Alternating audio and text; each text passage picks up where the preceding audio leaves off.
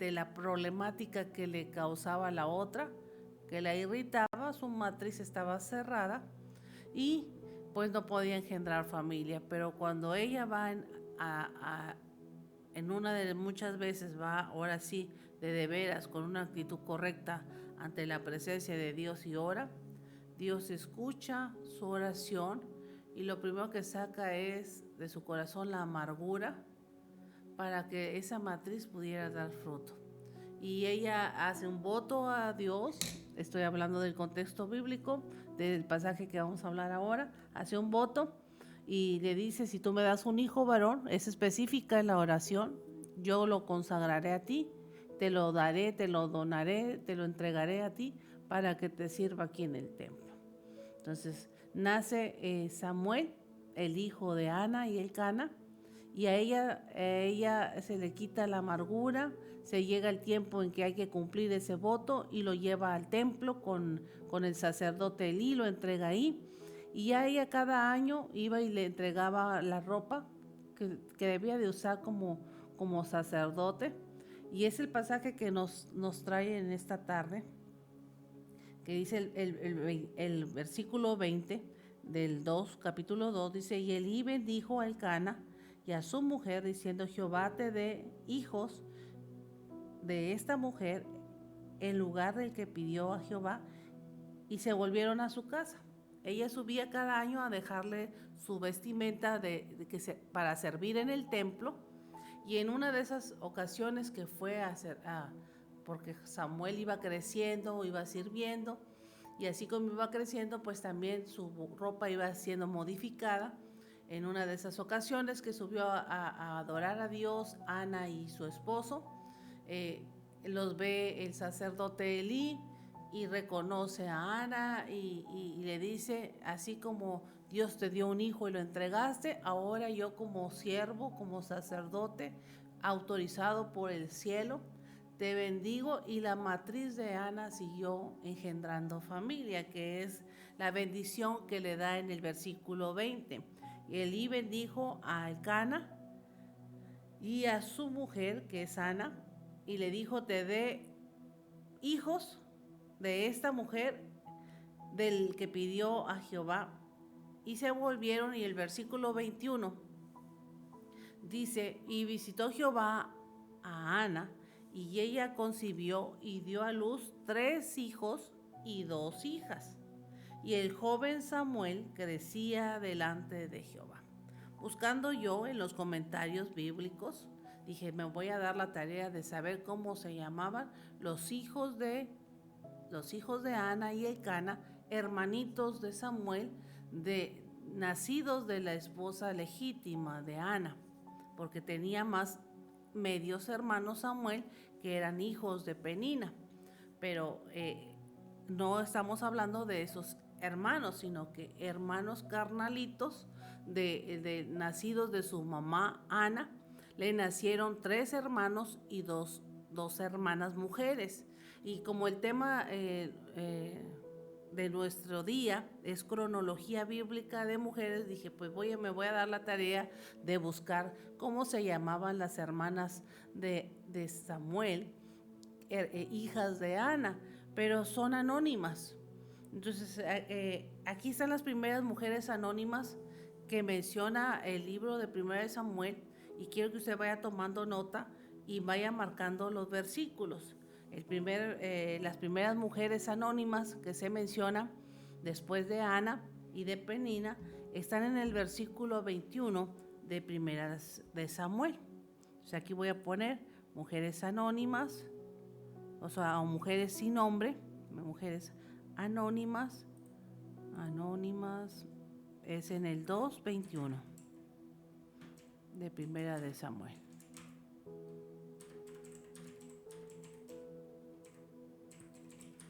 Porque hay más.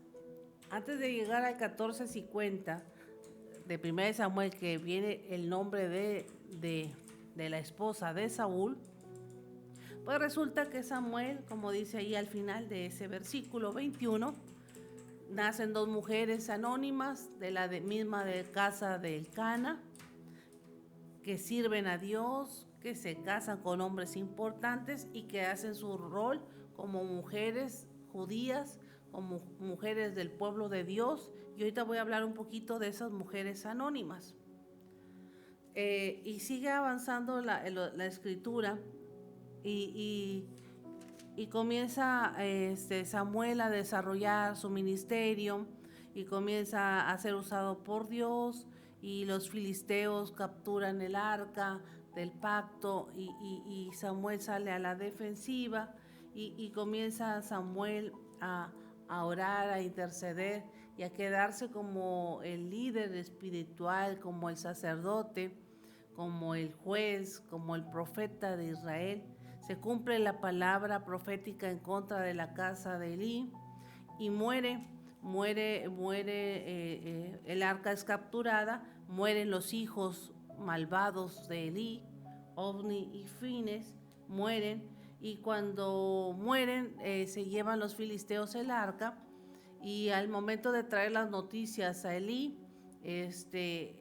una de la esposa de Fines, uno de los hijos de Elí, estaba embarazada, y al recibir la noticia de que había muerto su esposo, Elí también murió cuando se sorprendió que el arca fue capturada. Y entonces esta mujer que estaba a punto de parir, con la noticia de que había muerto su esposo, que había muerto Elí, su suegro, y que el arca de Dios había sido capturada, esta mujer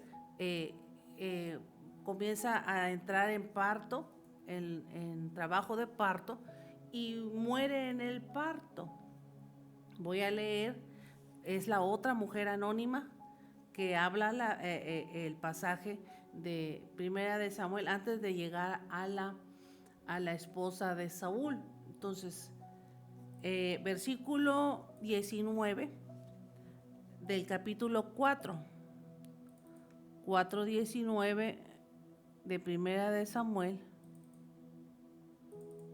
habla de otra mujer anónima. Le voy a poner la nuera de Elí, esposa de Fines.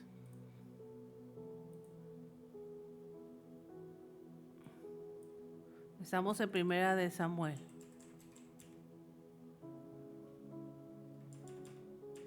Ahí la puse.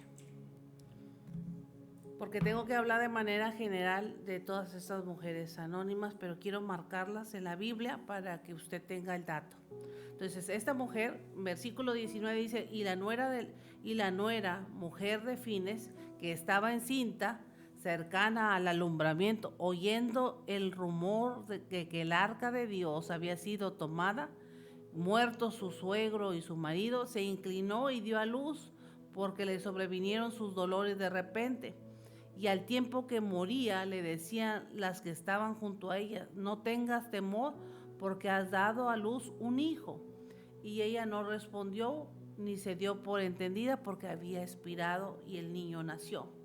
Y el niño fue llamado Icabod, que significa traspasada es la gloria de Israel, por haber sido tomada el arca de Dios y por la muerte de su suegro y de su marido. El nombre de ese niño es Sin Gloria, que no es tema para el día de hoy porque estamos hablando de mujeres, cronología de mujeres, pero es el tema de una prédica. Ese niño nació sin gloria, sin nombre, sin razón. Perdieron la gloria de Dios, la presencia de Dios, y que ese niño queda marcado por ese acontecimiento. Quedan incrustados sus archivos de maldición sobre ese niño, que después vamos a ver en el transcurso de la historia de Israel qué pasa con ese niño. Pero nace de esta mujer, de la nuera de Elí, mujer de Fines. Es otra de las mujeres anónimas antes de llegar a la esposa de Saúl. Bueno, entonces se queda al frente, muere Elí, se queda como sacerdote, toma el lugar Samuel, por el que oró Ana y lo pidió a Dios, y ahí entra el plan de Dios sincronizando con el plan individual de Ana para que fuera la voz y el sacerdote de Israel cuando ya no estuviera Elí y sus hijos. Entonces comienza la etapa ministerial de Samuel como sacerdote y comienza Samuel a trabajar con el pueblo de Israel. Una vez que el arca es capturada, los filisteos comenzaron a tener problemas en su salud por haber capturado el arca, y después les pesaba haber tenido el arca de Dios en sus territorios, hasta que el arca es enviada a Israel y es como ellos se libran de plagas que vienen ante ellos, y comienza una lucha de Israel contra los filisteos nuevamente por el territorio. 5 ciudades les habían quitado, Ecrón, Gat, entre otras. Y cuando menciono esto porque hubo un acontecimiento que marcó la historia cuando Sansón derriba el templo de Dagón, y como que había quedado como el desquite, ¿verdad?, de los filisteos por ese acontecimiento, y por eso habían capturado el arca del pacto de Dios para decir, nuestro Dios es verdadero. Pero cuando llega el arca del pacto ante la presencia del templo de Dagón, pues comienza a destruir Dios la imagen de Dagón y a venir plagas a ellos, y mandan el arca del pacto a casa de Betseba. Ahí viene todo el acontecimiento de cómo llega el arca, y también el acontecimiento cómo Dios escoge a Israel. Entonces los defiende Samuel, y comienza a orar por ellos. Dice, ora por nosotros, Samuel, para que los filisteos, cuando ya está el arca en Israel, para que los filisteos nos vengan y nos ataquen. Y cuando Samuel comienza a orar, a ofrecer en Mizpa, que es donde sale la frase Ebenezer, hasta aquí nos ayudó Jehová. Ahí hace la oración Samuel, y Dios hace estruendos en los cielos, y los filisteos corren aturdidos. Israel los captura, y desde ahí regresa el territorio que le correspondía a Israel, que había conquistado Josué.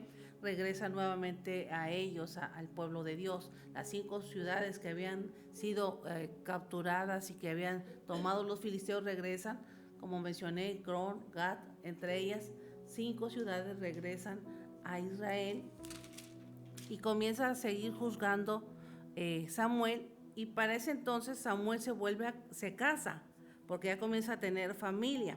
Me llama la atención que dice solamente los hijos. En el capítulo 8, versículo 1 y 2, habla de los hijos de Samuel. Quiere decir que Samuel se casó. Entonces, vamos a ponerle ahí otra cita de otra mujer anónima. Samuel 8 habla de la descendencia, hijos de Samuel con su esposa, ¿verdad? Porque no vinieron del aire, Samuel y su esposa, pero no menciona su nombre. Viene anónimo el nombre de la esposa.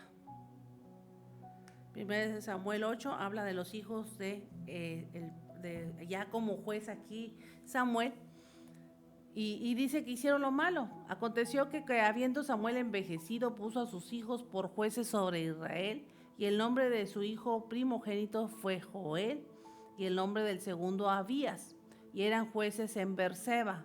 Pero no anduvieron los hijos por los caminos de su padre, antes se volvieron tras la avaricia, dejándose sobornar y pervirtiendo el derecho. Así que esto ocasionó que el pueblo le pidiera a Dios, o bueno, más bien a Samuel, que hablara con Dios, porque querían un rey. Y ya escoge Dios, bueno, no te rechazan a ti, me rechazan a mí. Ebenezer es en el 7:12. Hasta aquí nos ayudó Jehová cuando oró Samuel entre Mizpa y Sen, y les dio la victoria. Y ya en el 8 es cuando se ve la descendencia de Samuel, que se se casa y el nombre de la esposa no viene. Y ya estamos hablando de varias mujeres anónimas que aparecen en estos capítulos de Primera de Samuel, que son las hermanas de Samuel, nacidas de Ana.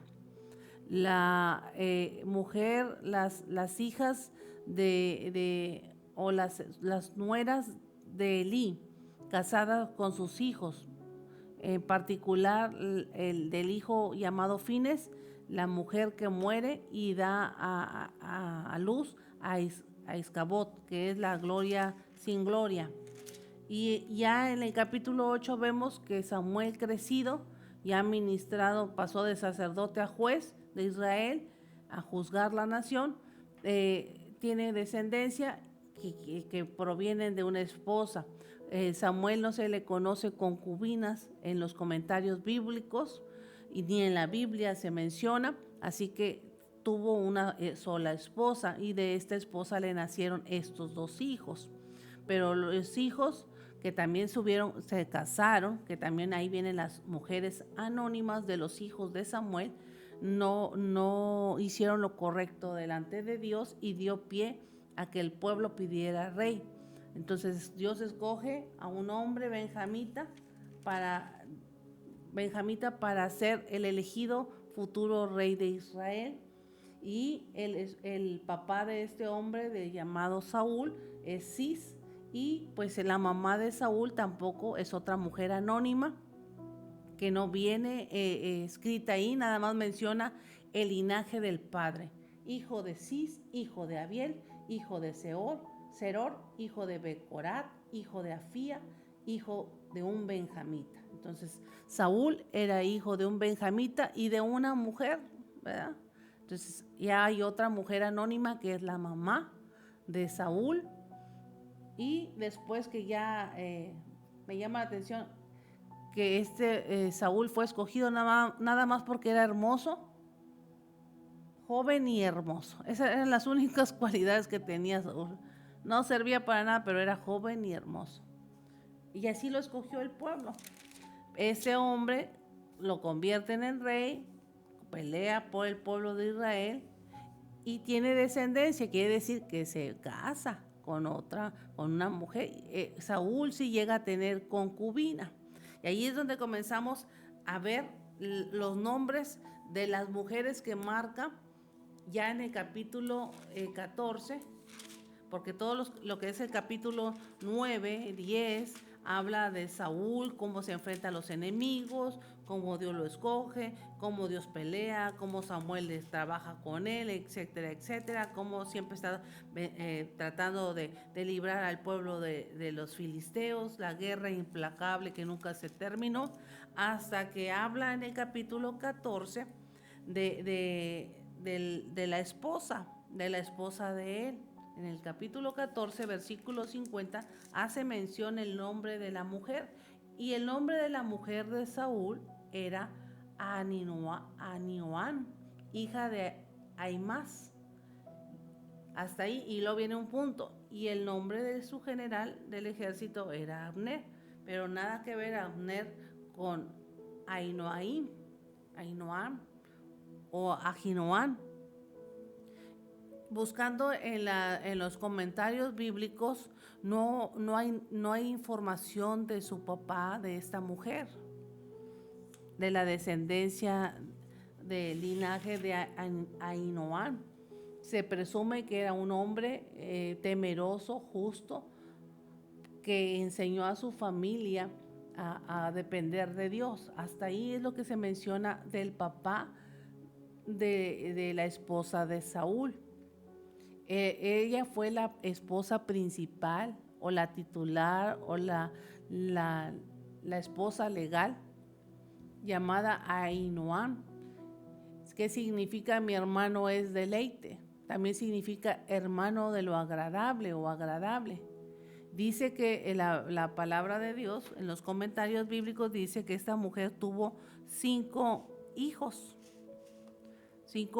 y 2 hijas. Los más conocidos de la descendencia de Saúl por parte de la esposa son Jonathan, de los hombres, Jonathan, Abinadab, Malquisúa, Isbi, Isboset, y las dos hijas, Merab y Mical.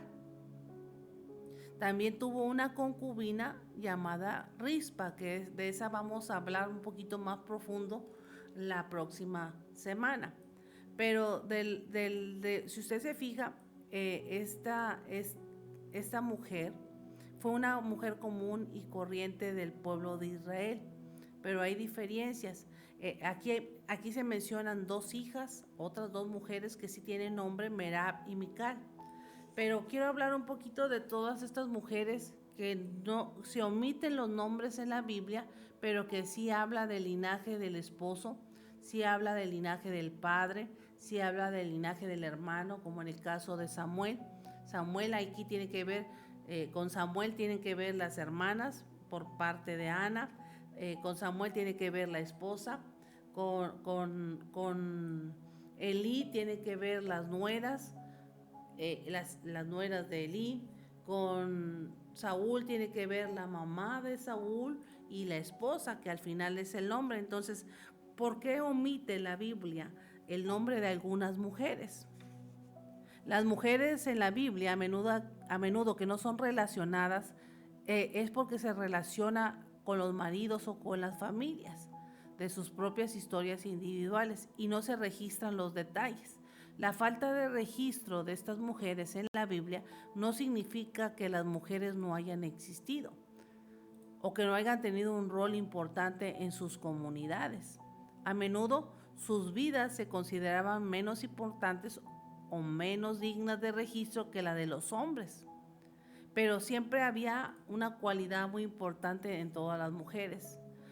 Conocían la fe de Dios y el valor que ellas tenían en trasladar las costumbres, en trasladar los mandamientos a los hijos en las siguientes generaciones. Una esposa de un patriarca como Saúl, si bien no se menciona el nombre en los textos conocidos, habría tenido un papel importante en la gestión del hogar y la familia, así como en la defensa y el bienestar de los hijos, lo que podría incluir en los asuntos de la herencia y la política. Entonces, una mujer, cuando ya considerada como la esposa de Saúl, tenía que pensar en la política del país y en que sus hijos eran los príncipes y que tenían que gobernar y dejar todo una enseñanza, no solamente de un hogar normal, sino ahora tú eres el representante del país, tú representas la dinastía del país. En el contexto bíblico, una esposa de un patriarca o de un rey estaría sujeta a las costumbres de la época, pero su rol también implicaba influir en la política familiar y social. En el caso de las esposas de los reyes, en la corte real. ¿Cuál era la gestión de la mujer de Saúl en el hogar?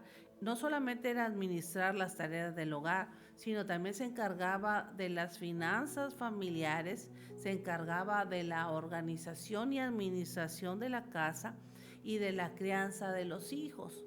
El rol en la política familiar de esta mujer llamada Ahinoam o Ahinoam era influir en las decisiones familiares y sociales, influir en la educación de los hijos, influir en los asuntos del linaje, de que sus hijos se casaran no con mujeres extranjeras, sino como había dicho Dios en los mandamientos en Éxodo 20 para el pueblo, y una vez ratificados por Josué en el capítulo 24 de Josué, donde dice mi casa y yo, señalando que la palabra de Dios siempre tenía que ser la principal en cada casa. Por ejemplo, en el caso de Saúl, su esposa podría haber tenido que lidiar con las relaciones con otras mujeres de la casa y las disputas que surgieran. En este caso, se menciona que Saúl tuvo concubinas, entonces tener que batallar y trabajar con eso, porque los que iban a heredar el trono no eran los hijos de la concubina, eran los hijos de la esposa legal.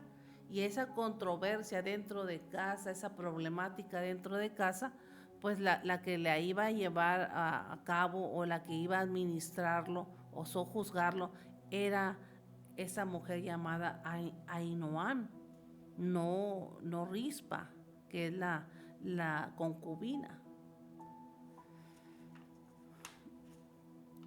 Otra de las cosas que tenía que hacer esta mujer Ainoam era defender el honor de su familia. Tenía que proteger a su familia de amenazas externas como las que se mencionan en el caso de Abigail, que salvó su familia de la injusticia de David. Tenía también que participar en la corte real, la tenía que tomar en cuenta en los asuntos políticos del país.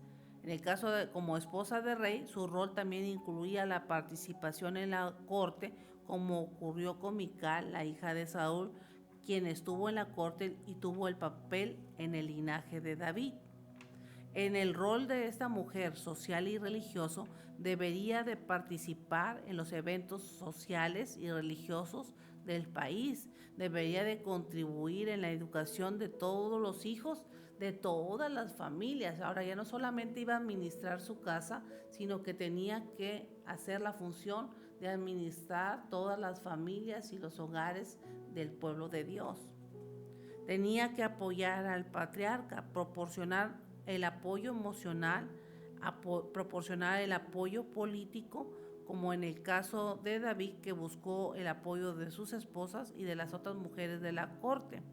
Esta mujer llamada Ahinoam o Ahinoam también tenía influencia en la política. Ella podía influir para que se tomaran decisiones importantes en la política, como la sucesión al trono y en las relaciones de otras casas reales. Así que el rol de la familia o de la mujer en la familia judía era la principalmente responsable del hogar y de la educación de los hijos en la sociedad patriarcal. Aunque su posición era de subordinada legal, o sea, sujeta a la voz, a la cabeza del hogar, tenía influencia en lo que es sus hijos. Y me viene a la mente el pasaje de Crónicas, capítulo 14, donde aquí vemos cómo se aplica este pasaje en todos los tiempos de las familias judías. La mujer sabia edifica su casa, mas la necia con sus manos la derriba. Entonces la mujer que tenía una buena familia era porque tenía buenos conocimientos y buenos cimientos en la palabra de Dios, porque tenía una relación con Dios, porque tenía una comunicación con Dios para poder ser una multifacética mujer administradora de todos los recursos. Y a veces que las mujeres que no saben administrar un hogar, pues se ven en las problemáticas que a veces se encuentran. Pero la administración del hogar, Dios se la ha cedido a la mujer y el hombre es la cabeza del hogar. No quiere decir que él no importa, no quiere decir que él no toma las decisiones principales. Él es el que va a dar la cara por ti, pero el que va a administrar la casa eres tú y debes de tener la comunicación con el esposo, como hablaba aquí, el rol de las familias en las familias judías, que era una posición de subordinada legal y religiosamente. Habla de la palabra religiosamente, quiere decir, y una relación con Dios. Las mujeres eran valoradas por su capacidad en el tiempo de la Biblia de ser madres. O sea, ese era el valor que tenía una mujer en el Antiguo Testamento. La mujer que engendraba familia era una mujer poderosa, empoderada. Las estériles, pues como las miraban como bichos raros. Pero su vida estaba mayormente restringida solamente al ámbito doméstico. ¿Cuándo comienza la función pública de la mujer? Cuando comienza a haber monarca, rey en Israel. Ahí hay un antes y un después. Antes de que Saúl fuera nombrado rey de Israel, solamente las mujeres se debían a sus hogares, a la educación, a tener una relación con Dios y los hijos. Cuando entra la monarquía en Israel, entonces comienza una función pública de la mujer como esposa del rey, de ser el ejemplo para todas las mujeres del pueblo de Israel. Si una mujer, como en este caso Ahinoam o Ahinoam, se equivocaba y hacía algo en contra del rey, pues todas las mujeres iban a hacer lo mismo, porque era el ejemplo a seguir. El caso lo vemos con la reina Esther. Cuando Basti no quiso presentarse ante el rey, la destituyeron, la reemplazaron, le dieron su patada y escogieron a una que sí honrara al rey. Entonces, esa es la función pública que aparece a partir de este episodio donde se menciona el nombre de esta mujer, pero que hace mención de ella desde antes con los hijos que engendra. Y que comienza ahí una nueva temporada, una nueva etapa para la mujer dentro de la función pública. No solamente era estar en el ámbito doméstico como antes estaban, sino que ahora, o incluir nada más el cuidado de los niños, la cocina o la costura u otras tareas del hogar, ahora tenía una función pública de ser el ejemplo a todas las mujeres de las familias del pueblo de Israel. Entonces no era cualquier papel el de ser la esposa del rey. A pesar de estas limitaciones, también participaban en la vida comunitaria, incluso en el culto en el templo, y se dedicaban a trabajos como el comercio y el trabajo manual. Las responsabilidades principales del hogar, pues como todo mundo, era el cuidado de los hijos, eran las responsables de la crianza y educación. La habilidad para mantener la identidad religiosa en la familia era crucial. La gestión de administración en el hogar, de encargarse de todas las tareas para la preparación de los alimentos, la confección de la ropa y el mantenimiento de la casa, porque recordemos que no había tiendas para ir a comprar la ropa, no había Coppel, no había tiendas de ropa. La producción la realizaban las actividades. Estas mujeres eran las que se encargaban de producir los hilados y tejidos, como describe Proverbios 31. El cuidado de los animales, en algunos casos las mujeres y las hijas cuidaban del ganado, como se observa en la historia de Jacob. La posición legal y social de estas mujeres era de subordinación. La sociedad patriarcal y las mujeres estaban subordinadas a los hombres. Una mujer soltera estaba bajo la autoridad de su padre y una vez casada estaba bajo la autoridad de su marido. Las propiedades, generalmente las mujeres no poseían propiedades, no obtenían heredad, hasta que se hizo la enmienda por las hijas de Zelofehad, que pidieron a Moisés su parte. Hasta ahí se hizo una enmienda para que la mujer pudiera poseer propiedades, porque nada más los herederos eran los varones. No tenían un testimonio legal, las mujeres no podían testificar en los juicios. En el divorcio solamente los hombres podían iniciar el divorcio. Ese era el rol patriarcal de la mujer en el Antiguo Testamento. La participación en el culto, no podían ser sacerdotes, no podían las mujeres predicar en el culto, ni en el templo, ni en la sinagoga. En las festividades y en la música no podían participar en procesiones religiosas y festividades, no podían tocar música y mucho menos danzar en público. En la lectura del Torá, que era la ley de Moisés, su presencia era obligatoria solamente como espectadoras para la lectura pública, pero no podían ellas participar durante la fiesta de los tabernáculos, que era una de las fiestas más importantes de Israel. Y en el comercio, solamente en algunos casos, las mujeres participaban activamente en el comercio y en la venta de bienes. A partir de que la mujer comienza a ser una figura pública por la monarquía, comienzan a hacerse enmiendas en el pueblo de Dios, pero siempre y cuando cuidando el buen testimonio y guardando el honor de la familia patriarcal. Eso es lo que se hacía. Y todas estas mujeres que mencioné, que no se menciona sus nombres en la Biblia, todas tenían esos roles de esposa en el hogar, de cuidar los hijos, de salvaguardar la familia, de estar sujetas al marido, de no tener voz y voto, porque la voz ahí era de la del hombre. Entonces todo eso comenzó a revolucionarse cuando entra la monarquía a Israel y también con ello no solamente a revolucionarse, sino a reformarse, sino que también pues entran cosas malas, ¿verdad? Entran cosas malas, que la mujer fue permisiva en los hogares. Aún así, siendo así muy estricta la educación, hubo hijos que deshonraron el hogar.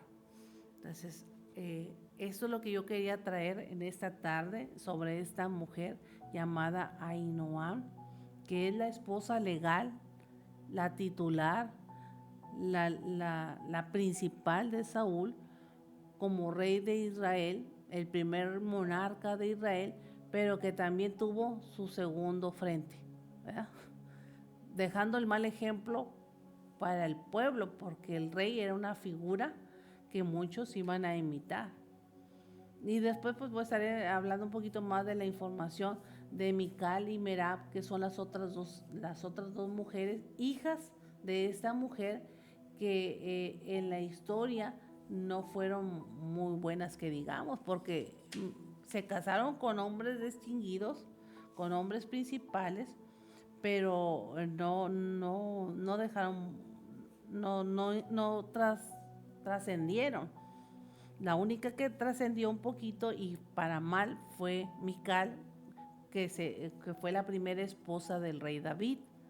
La otra hija, Merab, se casó con un hombre influyente llamado Adriel, pero nada más hasta ahí llega la historia de esta mujer. Quiere decir que lo que ella aprendió en casa fue y lo desarrolló en su vida de casada. Y Mical tuvo sus estereotipos porque era una mujer política. Entonces, lo que ella traía en su descendencia, como creció en la política, ya como una hija de un rey, y luego casarse con David, un bastardo, casarse con un hijo de la concubina, el choque de la familia de David con el choque de ideas que ella tenía, fueron las familias que engendraron. Inclusive la Biblia dice que esta mujer, Mical, nunca tuvo descendencia de David porque pues le faltó al respeto y no lo honró como esposo. Así que esta mujer quedó sin familia, la hija de una de las hijas de Ahinoam, esposa de David. La otra sí tuvo descendencia, pero no trascendió a grandes cosas que la Biblia registre. Entonces nosotros como mujeres desempeñamos un papel importante en el seno familiar. Por eso termino con el texto de Proverbios 14:1. La mujer sabia edifica. Cuando hablamos de mujer sabia, estamos hablando de la mujer que busca la presencia de Dios, la mujer que está relacionada todo el tiempo con Dios, la mujer que busca la dirección de Dios, la mujer que no hace las cosas a su mentalidad, a sus ideas, sino que siempre busca que Dios la dirija porque pues lleva, como quien dice, en sus lomos una familia y un hombre que dejar a la siguiente generación. Entonces, qué importante es el papel de la mamá, de la mujer en casa, para que se diga y se hable de lo que estás dejando cuando tú ya no existas en esta tierra. Entonces, una mujer que busca la presencia de Dios siempre va a tomar decisiones correctas y sabias y va a saber encaminar y dar el buen consejo a sus hijos. Amigas, hermanas que me escuchan en esta tarde, hay que buscar a Dios, hay que buscar el consejo de Dios, hay que buscar en todo el tiempo la sabiduría. A veces pedimos el consejo a otras mujeres. ¿Cómo lo hiciste tú? Cuando debemos, no estoy diciendo que sea malo, sí es bueno, pero antes de escuchar a otra mujer, escucha primero lo que Dios dice. Cuando ya te llenas de la presencia de Dios y vas y escuchas otras experiencias de otras mujeres, entonces puedes discernir qué es lo que conviene para tu hogar. A veces no todo lo que te cuentan, no todo lo que te dicen, aunque les haya funcionado a ellas, puede funcionar contigo. El que te puede dar la pauta para ver si sí funciona o no funciona es el Espíritu Santo. Así que en esta tarde, hermanas, no se deje usted guiar por los consejos de otra amiga. Déjese guiar por la presencia de Dios, porque mi mamá tenía una frase muy importante. Decía ella que la mamá es la que tiene un rebaño en casa y es la pastora de su casa, va a dar cuenta de sus hijos. Entonces, lo más importante que tiene una mujer son sus hijos, su esposo y sus hijos, ¿verdad? Y el mamá va a ser todo el tiempo, aunque el hijo esté grande de edad, aunque sea viejo, el que tu hijo crezca y se haga mayor, no quiere decir que tú dejaste de ser madre. Entonces siempre vas a tener que dar el buen consejo. Y para que una mamá dé el buen consejo y sea atendida, pues debe ser una mujer sometida a Dios, sometida a oración y sometida al consejo de su esposo. No pasarlo por alto, porque el hombre es cabeza del hogar. Tampoco, si el hombre no busca de Dios, pues tú vas a hacer todo lo que él diga, pero tú puedes hacer que tu esposo se acerque a Dios. Así que en esta tarde tienes que pedirle a Dios que tu esposo pues se convierta a Cristo para que entre los dos construyan el hogar. Dice el Salmo 127, si Jehová no edificare la casa, en vano trabaja el esposo y la esposa que la edifican. Si él no es la piedra principal, si él no es el principal en casa y nada más jala uno, pues en vano están trabajando porque la van a destruir con sus pleitos, la van a destruir con sus formas y van a destruir los hijos. Entonces, tú como mamá y como papá, tú construyes o destruyes. Son dos cosas que hacen. O construyes o destruyes, pero para poder construir y edificar hay que buscar la presencia de Dios. Vamos a orar en esta tarde. Señor, yo te pido en esta tarde que tú des el entendimiento a cada hermana, a cada mujer que en esta tarde ha escuchado esta palabra. Así como en el Antiguo Testamento la mayor responsabilidad y la crianza de los hijos recaía en las mujeres, sigue siendo hasta el día de hoy. Pero para que haya hombres y mujeres sanos de su mente y de su corazón, de su alma, se necesita, Señor, mujeres sanas de su alma y de su espíritu para que no trasladen esos archivos de maldad a su descendencia.